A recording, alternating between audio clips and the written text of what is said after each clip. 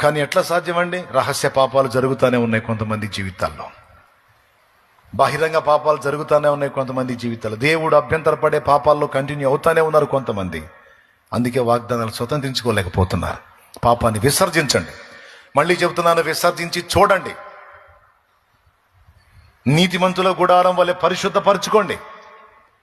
నీ ఇంటిని ప్రక్షాళన చేయి, నీ ఒంటిని ప్రక్షాళన చేయి, నీ నోటిని ప్రక్షాళన చేయి, నీ కంటిని ప్రక్షాళన చేయి. అపవిత్రమైన వాటిని చుట్టమానేయి. కొంతమందికి అశ్లీల చిత్రాలు చూసే దురలవాటు ఉంది. రాత్రుల వేళల్లో పర్సనల్గా ఉన్నప్పుడు సెల్ ఫోన్లు ఓపెన్ చేసుకుని అశ్లీలమైన అపవిత్రమైన వాటిని చూసే అలవాటు ఉంది. దేవుడు అభ్యంతర పడతాడు.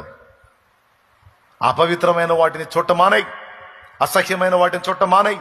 నీ గుడారంలో నుంచి ఆ శాపాన్ని తొలగించు, ఆ పాపాన్ని తొలగించు. నేను నిన్ను ఆశీర్వదించాలనుకుంటున్నాను. శాపగ్రస్తులాగా ఉండొద్దు, శాపగ్రస్తులు చేసే క్రియలు చేయొద్దు. అపవిత్రమైన వాటిని నీ యొద్ద నుండి తొలగించు.